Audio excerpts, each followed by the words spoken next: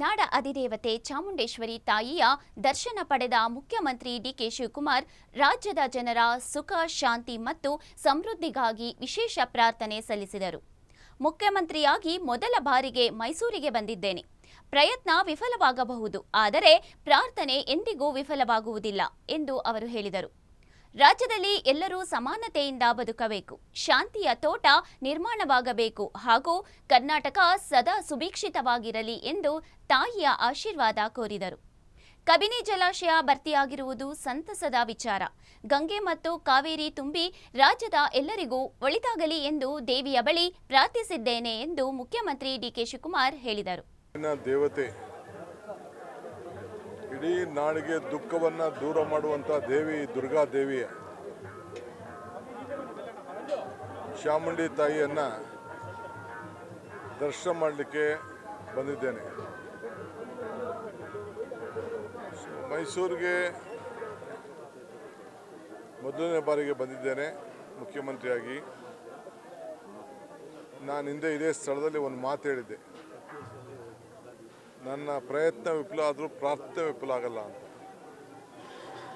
ಅನೇಕರು ಚರ್ಚೆ ಮಾಡಿದ್ರು, ಸಂತೋಷಪಟ್ಟಿದ್ರು, ನಗಿದ್ರು, ಟೀಕೆ ಮಾಡಿದ್ರು, ಇವೆಲ್ಲ ಇತ್ತು. ಆದರೆ ನನ್ನ ನಂಬಿಕೆ ಚಾಮುಂಡೇಶ್ವರಿ ತಾಯಿಯ ಆಶೀರ್ವಾದ ಈ ರಾಜ್ಯದ ಜನತೆಗೆ ಸಂಪೂರ್ಣವಾಗಿ ಅವಶ್ಯಕತೆ ಇದೆ. ನಾನು ನಂಬಿರುವಂಥ ನನ್ನ ಅಜ್ಜ ಯಾವಾಗಲೂ ನನಗೆ ಮಾರ್ಗದರ್ಶನವನ್ನು ಕೂಡ ಈ ರಾಜ್ಯ ಯಾವ ರೀತಿ ಸುಭಿಕ್ಷವಾಗಿಡಬೇಕು ಅನ್ನೋದನ್ನು ಮಾರ್ಗದರ್ಶನವನ್ನು ಕೊಟ್ಕೊಂಡು ಬರ್ತಾ ಇದ್ದಾರೆ. ಸೊ ಧರ್ಮ ಕಾಪಾಡಬೇಕಾದ್ದು ನಮ್ಮೆಲ್ಲರ ಕರ್ತವ್ಯ. ಯಾವುದೇ ಧರ್ಮ ಇರಲಿ,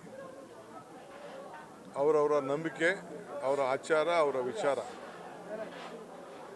ನಾಡಿನಲ್ಲಿ ಒಂದು ಸರ್ಕಾರ ಎಲ್ಲ ಧರ್ಮಗಳು ಕೂಡ ಸಮಾನತೆಯಿಂದ ನೋಡಬೇಕಾದ್ದು ನಮ್ಮೆಲ್ಲರ ಜವಾಬ್ದಾರಿ. ಆ ನಿಟ್ಟಿನಲ್ಲಿ ಎಲ್ಲರೂ ಕೂಡ ಸಮಾನತೆಯಿಂದ ಕುವೆಂಪುರವರು ಹೇಳಿದಂಗೆ ಈ ರಾಜ್ಯದಲ್ಲಿ ಯಾವಾಗಲೂ ಕೂಡ ಶಾಂತಿಯ ತೋಟ ನೆಲೆಸಬೇಕು ಅನ್ನೋದು ನಮ್ಮ ಮೊದಲನೆಯ ಕರ್ತವ್ಯ. ಇವತ್ತು ನಾನು ಬಂದು ನನ್ನ ತಾಯಿಗೆ ಚಾಮುಂಡೇಶ್ವರಿಗೆ ಈ ರಾಜ್ಯ ಯಾವಾಗಲೂ ಕೂಡ ಸುಭಿಕ್ಷವಾಗಿರಲಿ, ಮಳೆ, ರೈತರ ಬದುಕು, ವರ್ತಕರ ವ್ಯಾಪಾರ, ಪುಟಾಣಿ ಮಕ್ಕಳ ವಿದ್ಯಾಭ್ಯಾಸ ಮತ್ತು ಎಲ್ಲರೂ ಕೂಡ ಸಮಾಜ ಸೇವೆ ಮಾಡುವಂಥ ಎಲ್ಲ ಹಿರಿಯ ನಾಯಕರುಗಳಿಗೆ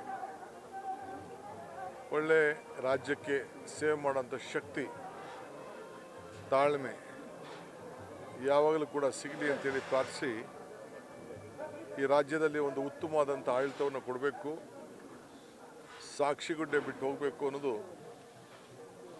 ನನ್ನ ಧ್ಯೇಯ.